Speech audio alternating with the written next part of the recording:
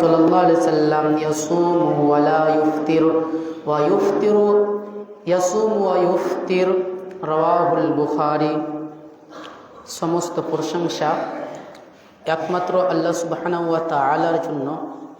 শান্তি অবতীর্ণ হোক আল্লাহর রাসূল সাল্লাল্লাহু আলাইহি ওয়াসাল্লামের উপর। সম্মানিত মসজিদের মুসাল্লিগণ, আজকে এই পবিত্র জুমায় মহান আল্লাহ সুবহানাহু ওয়া তাআলা আমাদেরকে মসজিদে এসে একত্রিত হয়ে সলাতুল জুমাহ আদায় করার তৌফিক দান করেছেন। এই জন্য আমরা আল্লাহ সুবহানাহু ওয়া তাআলার প্রশংসা নিয়ে বলি আলহামদুলিল্লাহ। সম্মানিত সুধীবৃন্দ, আজকে আপনাদের সম্মুখে যে বিষয়টি নিয়ে আলোকপাত করতে চলেছি সেই বিষয়টির নাম হচ্ছে শাবান মাসের করণীয় ও বর্জনীয় আমলসমূহ। আল্লাহ সুবহানাহু ওয়া তাআলার কাছে দোয়া করি, হে আল্লাহ, তুমি আমাকে সঠিকভাবে বলার এবং শ্রোতা মণ্ডলীকে সঠিকভাবে বুঝার এবং উভয়কে তার উপরে আমল করার তৌফিক দান করুন, আমিন। সম্মানিত সুধীবৃন্দ,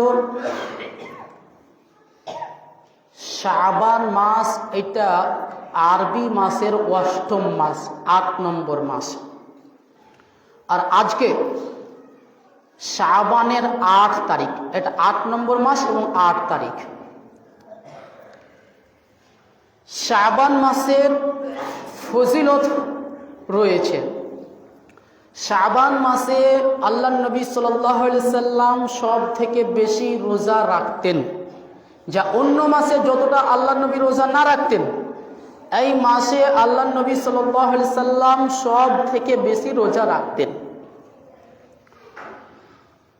শাবান মাসের আমাদের প্রথম নম্বর আমল হচ্ছে রোজা রাখা। তবে বক্তব্যের পূর্বে কিছু কথা বলতে হবে, সেটা হচ্ছে পবিত্র কোরআন আল্লাহ সুবহানাহু ওয়া তাআলা সূরা বাকারা আয়াত নম্বর 42 এর মধ্যে বলছেন, ওয়ালা তালবিসুল হাক্কা, আর তোমরা হককে, সত্যকে মিথ্যার সাথে মিশিয়ে দিবে না।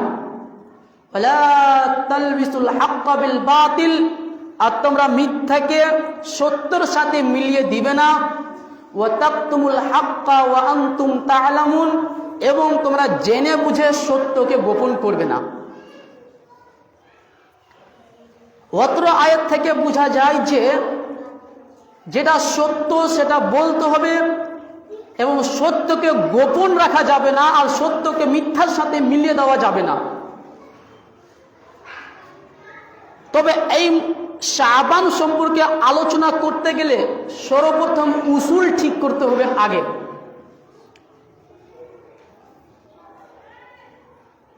প্রথম কথা মনে রাখবেন, শাবান মাসের দিনকে কেন্দ্র করে, অর্থাৎ 1 শাবান থেকে নিয়ে 29 কিংবা 30 শাবানের মধ্যে কোনো একটা দিনকে খাস করে যদি ইবাদত করেন তাহলে সেটা হবে বিদআত।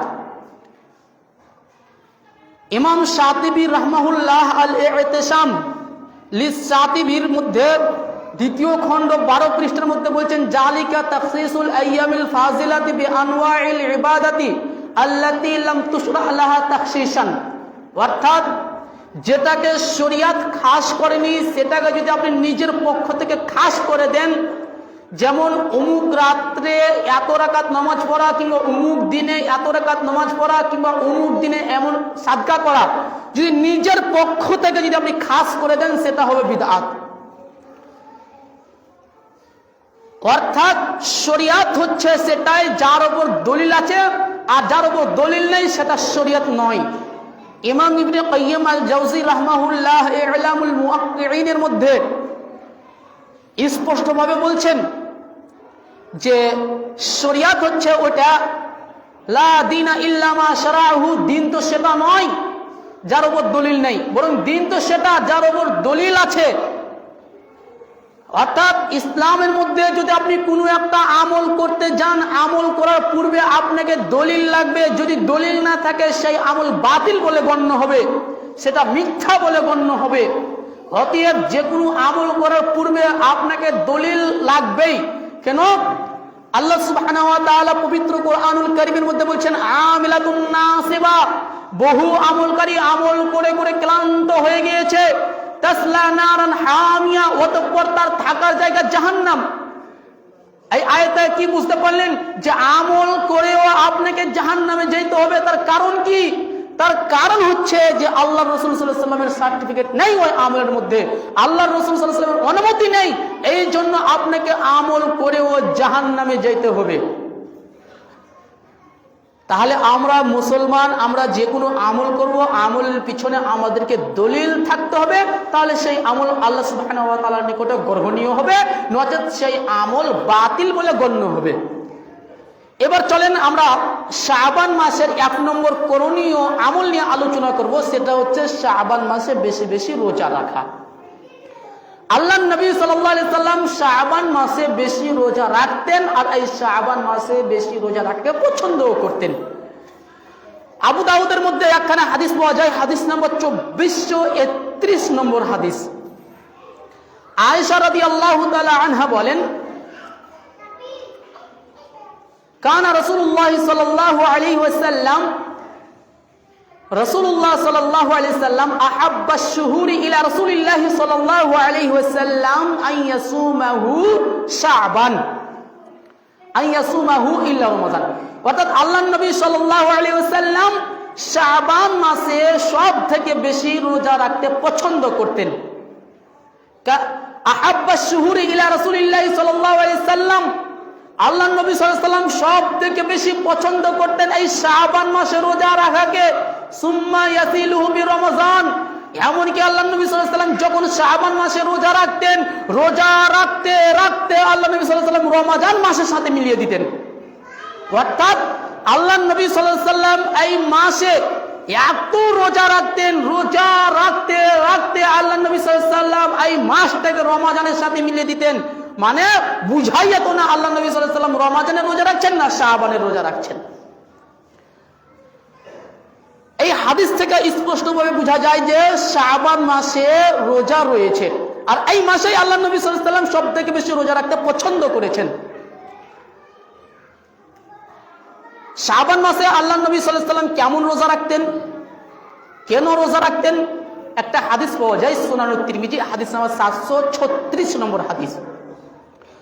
উম্মে সালামা রাদিয়াল্লাহু তাআলা আনহা হাদিস বর্ণনা করছেন, মা রাআইতুন নাবিয়্য সাল্লাল্লাহু আলাইহি ওয়াসাল্লাম ইয়াসুমু শাহরাইন মুতাতাবিআইন ইল্লা শাবান ওয়া রমাদান।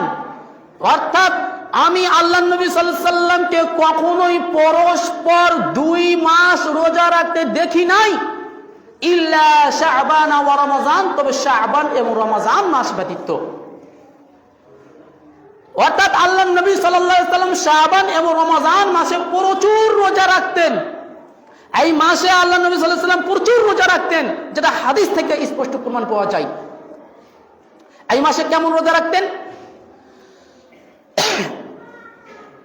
সহিহ বুখারী হাদিস নাম্বার 1969 নম্বর হাদিস। আম্মা জান আয়েশা রাদিয়াল্লাহু তাআলা আনহা তিনি হাদিস বর্ণনা করছেন, রাসূলুল্লাহ সাল্লাল্লাহু আলাইহি ওয়াসাল্লাম কেমন রোজা রাখতেন? কানা রাসূলুল্লাহ সাল্লাল্লাহু আলাইহি ওয়াসাল্লাম ইয়াসুমু হাত্তা নাকুলা লা ইফতির। অর্থাৎ আল্লাহর নবী সাল্লাল্লাহু আলাইহি ওয়াসাল্লাম যখন এই শাবান মাসের রোজা রাখতে আরম্ভ করে দিতেন, শুরু করে দিতেন, তখন আমরা বলতাম যে আল্লাহর নবী সাল্লাল্লাহু আলাইহি ওয়াসাল্লাম আর রোজাই ছাড়বেন না, পুরো শাবানে রোজা রেখেই যাবে। 1 তারিখ থেকে নিয়ে পুরো শাবানে আল্লাহর নবী রোজা রেখেই যাবে। আম্মা জান আয়েশা বলছেন যে যখন আল্লাহর নবী সাল্লাল্লাহু আলাইহি ওয়াসাল্লাম এই শাবান মাসে রোজা রাখতে আরম্ভ করে দিতেন, রোজা রাখতে শুরু করে দিতেন, তখন আমরা এক অপরে বলাবলি করতাম, আমরা এক অপরে বলতাম যে আল্লাহর নবী সাল্লাল্লাহু আলাইহি ওয়াসাল্লাম আর রোজাই ছাড়বেন না, এত রোজা রাখতেন আল্লাহর নবী সাল্লাল্লাহু আলাইহি ওয়াসাল্লাম। ওয়া ইফতিরু হাত্তা নাকুল লা ইয়াসুম। আর আল্লাহ নবী সাল্লাল্লাহু আলাইহি ওয়াসাল্লাম এই শাবান মাসে যখন রোজা রাখতেন না, তখন আমরা মনে করতাম যে আল্লাহ নবী সাল্লাল্লাহু আলাইহি ওয়াসাল্লাম আর রোজাই রাখবেন না। ফামা রাআইতু রাসূলুল্লাহ সাল্লাল্লাহু আলাইহি ওয়াসাল্লাম ইস্তাকমালা সিয়ামা শাহরিন ইল্লা রমাজান।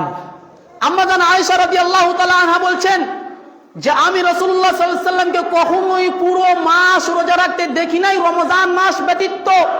অর্থাৎ রমজান মাস ছাড়া আল্লাহ নবী সাল্লাল্লাহু আলাইহি ওয়াসাল্লাম কোনো মাসেই সম্পূর্ণ মাসটাই রোজা রাখতেন না।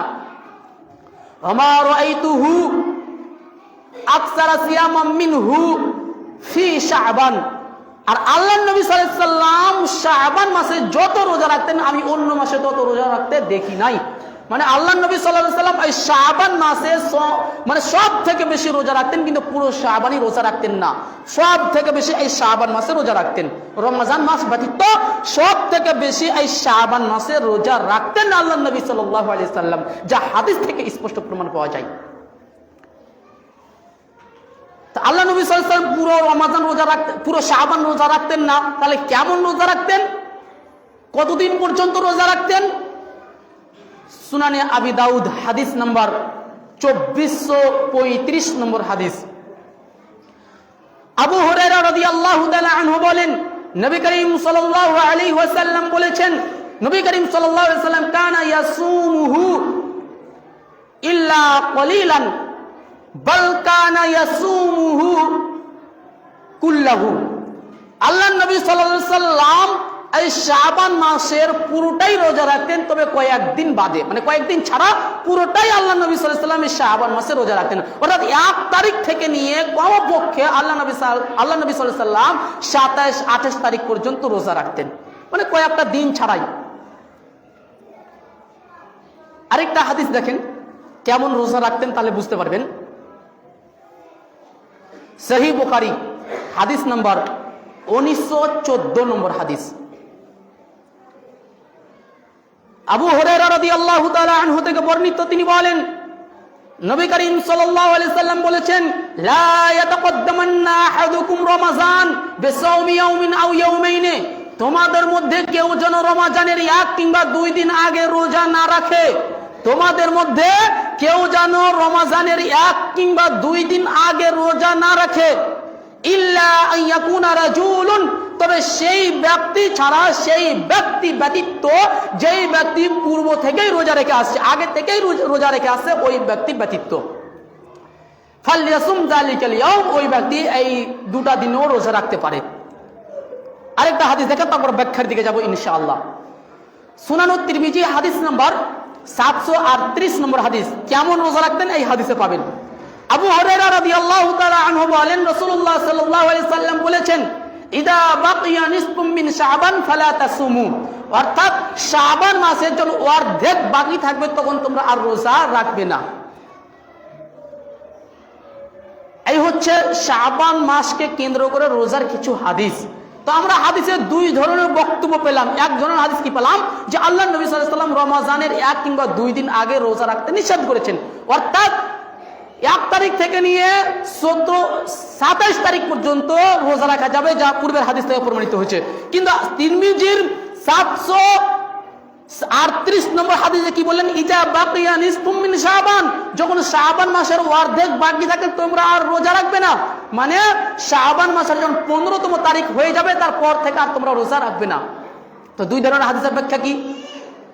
2 ধরনের হাদিসের ব্যাখ্যা অবশ্যই রয়েছে। ব্যাখ্যা হচ্ছে এটা, যে যারা মানে 1 তারিখ থেকে রোজা রেখেই আসছে, 1 তারিখ থেকে যারা রোজা রেখেই আসছে তারা 27 তারিখ পর্যন্ত রোজা রাখতে পারবে, এটা তাদের জন্য অনুমতি রয়েছে। কিন্তু যারা 1 তারিখ থেকে রোজা রাখেন নাই, যারা 1 তারিখ থেকে রোজা রাখেনি, তাদের ক্ষেত্রে হচ্ছে যারা মানে 7, 8, 10, 11 তারিখে রোজা রেখেছে, তারা 15 তারিখের আগে পর্যন্ত রোজা রাখবে। তারা 15 তারিখের আগে পর্যন্ত রোজা রাখবে, তারপরে আর তারা রোজা রাখবে না। আরেক হাদিসে প্রথমে আমরা পেলাম কি, যে যেই ব্যক্তি আগে থেকে রোজা রেখে আসছে সেই ব্যক্তি যদি চায় তাহলে সেই ব্যক্তি ওই শেষ দিনেও রোজা রাখতে পারবে, মানে 2-3 দিন বাকি আছে ওই দিনেও রোজা রাখতে পারবে। এর ব্যাখ্যা কি? এর ব্যাখ্যা হচ্ছে যারা বৃহস্পতিবার এবং সোমবার সপ্তাহে 2টি রোজা রেখে আসে, আর এই 27 কিংবা 28 তারিখে যদি সোমবার কিংবা বৃহস্পতিবার পড়ে তাহলে এই দিনেও তারা রোজা রাখতে পারবে। এটা হচ্ছে ব্যাখ্যা। 3টা ব্যাখ্যা আমরা পেলাম। এখন আমরা দেখব যে শাবান মাসে কেন বেশি আল্লাহ নবী রোজা রাখতেন, তার কারণটা কি, আর আমরা কেনই বা এই শাবান মাসে বেশি রোজা রাখবো। এর কারণটা কি? সুনানুন নাসাই হাদিস নাম্বার 2357 নম্বর হাদিস। উসামা বিন যায়েদ রাদিয়াল্লাহু তাআলা আনহু হাদিস বর্ণনা করছেন যে আমি আল্লাহ রাসূল সাল্লাল্লাহু আলাইহি সাল্লামকে বললাম, আল্লাহ রাসূল, লাম আরাকা তাসুমু শাহরাম মিনাশ শুহুরি মা তাসুমু মিন শাবান। আল্লাহ রাসূল, আপনাকে আমি এই শাবান মাসে যত বেশি রোজা রাখতে দেখছি, অন্য কোন মাসে তত রোজা রাখতে দেখি নাই। অন্য কোন মাসে এত বেশি রোজা রাখেন না কেন? আপনি এই শাবান মাসে সব থেকে বেশি রোজা রাখেন কেন? আল্লাহ নবী সাল্লাল্লাহু আলাইহি সাল্লামকে বললেন কে? উসামা বিন যায়েদ রাদিয়াল্লাহু তাআলা আনহু। ক্বালা, তখন আল্লাহ নবী সাল্লাল্লাহু আলাইহি সাল্লাম বলছেন, যালিকা শাহরুন, এটা এমন একটা মাস, এই শাবান মাসটা এমন একটা মাস, বাইনা রজাবিন ওয়া রমাজান, এই মাসটা হচ্ছে রজব এবং রমাজানের মধ্যবর্তী মাস। শাবান মাসটা হচ্ছে রজব এবং রমাজানের মধ্যবর্তী মাস, অর্থাৎ শাবানের আগে রজব মাস গিয়েছে, যেই মাসে আল্লাহ নবী সাল্লাল্লাহু আলাইহি সাল্লামকে মেরাজে নিয়ে যাওয়া হয়েছিল, অর্থাৎ আল্লাহ নবী সাল্লাল্লাহু আলাইহি সাল্লাম জান্নাত জাহান্নাম দেখে এসেছিলেন এর আগের মাসে রজব মাস। আর তারপরে আসছে রমাজান মাস, যেই মাসে কোরআনুল কারীম অবতীর্ণ হয়েছে, মহাগ্রন্থ আল কোরআন অবতীর্ণ হয়েছে। তো রমাজান এবং রজবের মধ্যবর্তী মাস হচ্ছে শাবান মাস, এটা একটার ফজিলত। 2 নম্বর কারণ আল্লাহ নবী সাল্লাল্লাহু আলাইহি সাল্লাম উল্লেখ করছেন যে এই মাসে আমি কেন বেশি রোজা রাখি। আল্লাহ নবী সাল্লাল্লাহু আলাইহি সাল্লাম উল্লেখ করছেন যে এই মাসে ওয়াহুয়া শাহরুন, এটা এমন একটা মাস, তুরফাউ ফীহিল আমালু ইলা রাব্বিল আলামিন, এই মাসে মানুষ যা কর্ম করেছে, অর্থাৎ পুরো মাস, পুরো বছর আপনি যেই সব কর্ম করেছেন, যেই সব কাজ করেছেন, যেই সব নেকি করেছেন, যেই সব পাপ করেছেন, সব নেকি এবং পাপ এই মাসে আল্লাহ সুবহানাহু ওয়া তাআলা আসমানে উঠিয়ে নেন। এই মাসে আল্লাহ সুবহানাহু ওয়া তাআলা উঠিয়ে নেন কি আপনি আমল করেছেন, কি কর্ম করেছেন, সব এই মাসে আল্লাহ সুবহানাহু ওয়া তাআলা উঠিয়ে নেন। তারপরে নবী সাল্লাল্লাহু আলাইহি সাল্লাম বলছেন, ওয়া উহিব্বু, আর আমি পছন্দ করি, আই ইউরফা আমালি, যখন আমার আমলগুলোকে উঠানো হবে, যখন আমার আমল আল্লাহ সুবহানাহু ওয়া তাআলা উঠিয়ে নিবে, ওয়া আনা সাইম, যাতে করে আমি এমন অবস্থায় রোজাদার থাকি, মানে আমি রোজা অবস্থায় আল্লাহ সুবহানাহু ওয়া তাআলা যেন আমার আমলগুলোকে উঠিয়ে নেন। এবার আপনি সোচেন, আপনি একটু চিন্তা ভাবনা করেন যে আপনি রোজা আছেন, এই অবস্থায় যদি আপনার আমলগুলো তুলে নেওয়া হয়, তাহলে আল্লাহ সুবহানাহু ওয়া তাআলা কতটা খুশি হবে, আপনি নিজে একটু চিন্তা ভাবনা করবেন। এই জন্য রাসূলুল্লাহ সাল্লাল্লাহু আলাইহি ওয়াসাল্লাম এই মাসে আল্লাহ সুবহানাহু ওয়া তাআলাকে সন্তুষ্ট করার উদ্দেশ্যে বেশি বেশি রোজা রাখতেন। এই রোজার ফজিলত কত আছে জানেন? কেন আল্লাহ নবী রোজা রাখতেন এই মাসে? যে আল্লাহ সুবহানাহু ওয়া তাআলাকে সন্তুষ্টি করার উদ্দেশ্যে। মিশকাতুল মাসাবি হাদিস নাম্বার 2054 নম্বর হাদিস। আল্লাহ নবী সাল্লাল্লাহু আলাইহি ওয়াসাল্লাম বলছেন, মান সামা ইয়াওমান ফি সাবিলিল্লাহ বা'আদাল্লাহু ওয়াজহাহু আনিন নারি 70 খরিফা, যেই ব্যক্তি আল্লাহ সুবহানাহু ওয়া তাআলাকে সন্তুষ্ট করার জন্য একটা রোজা রাখবে, একদিন রোজা রাখবে, আল্লাহ সুবহানাহু ওয়া তাআলা তার জন্য জাহান্নামের আগুনকে 70 বছর দূরে করে দিবে। অর্থাৎ আপনি শাবান মাসকে কেন্দ্র করে আল্লাহ সুবহানাহু ওয়া তাআলাকে সন্তুষ্ট করার উদ্দেশ্যে যদি একটা রোজা রাখেন, তাহলে আল্লাহ সুবহানাহু ওয়া তাআলা আপনার জন্য জাহান্নামের আগুনকে সরিয়ে দিবে। সুবহানাল্লাহ, এত বড় ফজিলত আল্লাহ রাসূল আমাদেরকে দিয়ে গিয়েছে। আরেকটা হাদিস, মিশকাতুল মাসাবি হাদিস নাম্বার 2064 নম্বর হাদিস। আবু উমামা বাহিনী রাদিয়াল্লাহু তাআলা আনহু তিনি হাদিস বর্ণনা করছেন, আল্লাহ রাসূল সাল্লাল্লাহু আলাইহি ওয়াসাল্লাম বলেছেন, যেই ব্যক্তি আল্লাহ সুবহানাহু ওয়া তাআলার রাস্তায় একদিন রোজা রাখবে, আল্লাহ সুবহানাহু ওয়া তাআলা তার মধ্যে এবং জাহান্নামের মধ্যে একটা গর্ত সৃষ্টি করে দিবে, যার ব্যবধান হবে আসমান এবং জমিনের ব্যবধান। অর্থাৎ আপনি আল্লাহ সুবহানাহু ওয়া তাআলাকে সন্তুষ্ট করার উদ্দেশ্যে একটি রোজা রেখেছেন, আল্লাহ সুবহানাহু ওয়া তাআলা আপনার জন্য জাহান্নামকে এতটা দূরত্ব করে দিবে যে আপনি পরিকল্পনাই করতে পারবেন না। তাহলে অবশ্যই আমরা এই শাবান মাসকে কেন্দ্র করে আমরা রোজা রাখার চেষ্টা করব। আল্লাহ সুবহানাহু ওয়া তাআলা আমাদের প্রত্যেককে এই শাবান মাসে বেশি বেশি রোজা রাখার তৌফিক দান করুন, আমিন। সম্মানিত সুধীবৃন্দ, এরপরে আলোচনা করব শবে বরাতকে কেন্দ্র করে কিছু। কেন শবে বরাত আমাদের ভারত, বাংলাদেশ, পাকিস্তান এই তিনটা দেশে বিশেষ করে চলে। এই শবে বরাতে রোজা রাখা কেমন, এই শবে বরাতে রোজা রাখলে কত নেকি আছে, সেটা নিয়ে সংক্ষিপ্ত আলোচনা করবো ইনশাআল্লাহ। শবে বরাত এটা দুইটি শব্দ, শব একটা শব্দ আর বরাত একটা শব্দ। শব মানে হচ্ছে রাত, এটা হচ্ছে ফার্সি ভাষা, আর বরাত মানে হচ্ছে মুক্তি, এটা হচ্ছে আরবি ভাষা। মুফতি নাসরুদ্দিন চাঁদপুরি হানাফি দেওবন্দির একটা বই রয়েছে, শবে বরাতের ফজিলত ও বিদআত খণ্ডন। এই বইয়ের 7 নম্বর পৃষ্ঠায় এর অর্থ করছে শবে বরাতের, যে শবে বরাতের অর্থ হচ্ছে মুক্তি রজনী, অর্থাৎ এই রাত্রে আল্লাহ সুবহানাহু ওয়া তাআলা নাকি অনেক মানুষকে মুক্তি দান করে দেন জাহান্নাম থেকে। সম্মতে সুধীবৃন্দ, শবে বরাতের প্রমাণ কি কোরআন হাদিসে আছে? সর্বপ্রথম আমরা দেখবো শবে বরাতের প্রমাণ কোরআনে আছে কিনা। কেন কিছু অজ্ঞ মূর্খ বক্তাদেরকে দেখা যায় যারা কোরআনুল কারীম থেকে শবে বরাত প্রমাণ করে। মুফতি নাসরুদ্দিন চাঁদপুরি হানাফি দেওবন্দির একটা বই আছে শবে বরাতের ফজিলত ও আপত্তি খণ্ডন। এই বইয়ের 22 নম্বর পৃষ্ঠায় বলছে শবে বরাতের কথা কোরআনুল কারীমের মধ্যে কোথাও নেই। আহলে হাদিসরা তো বলছে নেই, এই জন্য আমি হানাফিদের বই থেকে দলিল দিচ্ছি। আহলে হাদিসের বই থেকে যদি দলিল নেন তাহলে নিসফে মিন শাবান একটা বই আছে, এই বই আপনারা বিস্তারিত পেয়ে যাবেন। তো শবে বরাতের প্রমাণ কোরআনে নেই, এখন হাদিসের মধ্যে আছে কি? জি, সহিহ হাদিসের মধ্যে এর প্রমাণ নেই।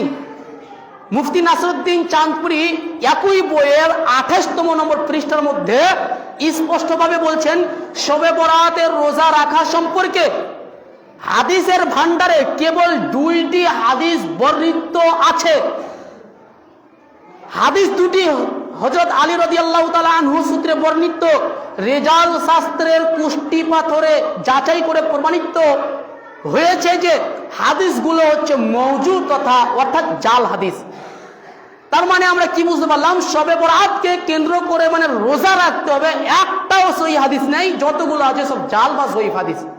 অতএব একটাও সহিহ হাদিস নেই।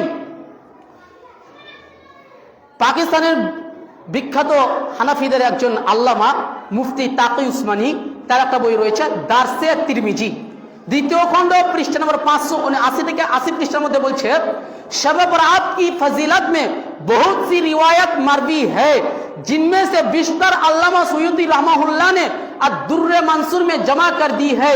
ये तमाम रिवायत सनदन ज़ईफ है।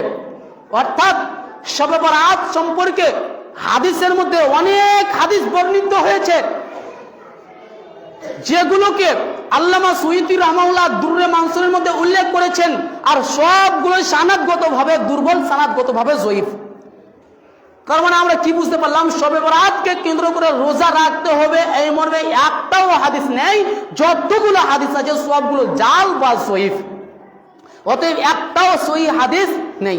শেখ ইউনুস জৌনপুরীর ফতোয়া হচ্ছে একই, যে 15ই শাবানকে খাস করে কোন ফকিহ এই কথা বলেনি যে এই মাসে রোজা রাখতে হবে, মানে 15 শাবানে রোজা রাখতে হবে। যদি এই শাবানে মানে দিন খাস না করে যদি রোজা রাখে তাহলে এটা মুস্তাহাব সুন্নাত, যে আপনি রোজা রাখতে পারেন। কিন্তু শবে বরাতকে কেন্দ্র করে যদি আপনি একটা রোজা রাখেন তাহলে এটা বিদআত হবে, আর একটা বিদআতের কারণে আপনাকে জাহান্নামে যেতে হবে। কেন? আল্লাহ রাসূল সাল্লাল্লাহু আলাইহি ওয়াসাল্লাম বলেছেন কুল্লু বিদআতিন যালালা, প্রত্যেকটা বিদআতি হচ্ছে পথভ্রষ্টতা, ওয়া কুল্লু যালালাতিন ফিন্নার, আর প্রত্যেকটা বিদআতির পরিণতি হচ্ছে জাহান্নাম। প্রত্যেকটা বিদআতির পরিণতি হচ্ছে জাহান্নাম। আপনি শরিয়াতের মধ্যে একটা আমল করেছেন যেটার প্রমাণ কোরআন এবং হাদিসের মধ্যে নেই, আপনি নিজে দেখে আমল করলেন, প্রমাণ হাদিসের মধ্যে নেই, কোরআনের মধ্যে নেই, সালাফে সালেহিন থেকে এর কোনো অস্তিত্ব নেই, প্রমাণ নেই, তাহলে এটা বিদআত, আর একটা বিদআতের কারণে আপনাকে জাহান্নামে যেতে হবে। অতএব 15ই শাবানকে কেন্দ্র করে, শবে বরাতকে কেন্দ্র করে একটাও রোজা রাখা যাবে না। হ্যাঁ, আপনি সাধারণভাবে 1 তারিখ থেকে নিয়ে 15 তারিখ পর্যন্ত রোজা রাখছেন, শাবান মাসে রোজা রাখেন, কোনো অসুবিধা নেই। দিন খাস না করে, দিন নির্ধারণ না করে আপনি রোজা রেখে যান, কোনো অসুবিধা নেই। কিন্তু আপনি 15ই শাবানকে, শবে বরাতকে কেন্দ্র করে যদি একটা রোজা রাখেন তাহলে একটা রোজা রাখার কারণে আপনাকে জাহান্নামে যেতে হবে। কেন? আল্লাহ রাসূল বলে দিয়েছেন বিদআতের পরিণতি হচ্ছে জাহান্নাম। সম্মানিত সুধীবৃন্দ, তো রমজান মাস সামনে আসছে, তার আগে আপনারা প্রস্তুতি গ্রহণ করুন, আপনারা ইবাদতে বেশি মনোযোগী হন, নমাজ ভালোভাবে আদায় করুন এবং রোজা রাখেন। আল্লাহ সুবহানাহু ওয়া তাআলা একটা রোজার কারণে, যে এই শাবান মাসে কেন্দ্র করে একটা রোজা রাখবেন, মানে দিন নির্ধারণ না করে একটা যদি রোজা রাখেন, তাহলে আল্লাহ সুবহানাহু ওয়া তাআলা আপনাকে অবশ্যই ইনশাআল্লাহ আশা করছি আল্লাহ সুবহানাহু ওয়া তাআলা আপনাকে জান্নাতে দিবে। তবে ইল্লা বিরহমাতিল্লাহ, যতক্ষণ পর্যন্ত আল্লাহর দয়া না পাওয়া যাবে। কিন্তু আপনি যতই আমল করে নেবেন, আমল করেই যাচ্ছেন, নামাজ রোজা করেই যাচ্ছেন, কিন্তু আল্লাহর দয়া নেই, জান্নাতে যেতে পারবেন না। আর যদি আল্লাহর দয়া আছে, তাহলে আপনি অবশ্যই জান্নাতে যেতে পারবেন। তাহলে বলবেন আমল করে কি হবে? জি, আমল যদি করবেন তাহলে আল্লাহ সুবহানাহু ওয়া তাআলা আপনার উপর দয়া করবে, নচেত আল্লাহ সুবহানাহু ওয়া তাআলা আপনার উপর দয়া করবে না। আল্লাহ সুবহানাহু ওয়া তাআলা আমাদের সকলকে সঠিক বুঝে তার উপরে আমল করার তৌফিক দান করুন। এবং এই শবে বরাতকে কেন্দ্র করে, এই শবে বরাতকে নির্দিষ্টভাবে মানে কেন্দ্র করে এই শবে বরাতে আপনারা কোনো প্রকারের নমাজ বেশি পড়বেন না, রাত্রে উঠে বেশি নমাজ পড়তে যাবেন না শবে বরাতকে কেন্দ্র করে, নচেত বিদআত হয়ে যাবে। অতএব সাবধান থাকবেন, যেটা শরীয়তে সম্মত আছে সেটা আপনি করেন, ইনশাআল্লাহ মুক্তি যথেষ্ট আছে। আল্লাহ সুবহানাহু ওয়া তাআলা আমাদের প্রত্যেককেই সঠিক বুঝে তার উপরে আমল করার তৌফিক দান করুন। এখান থেকে আমি আমার বক্তব্য ইতি করছি। ওয়া আখিরু দাওয়ানা আনিল হামদুলিল্লাহি রাব্বিল আলামিন।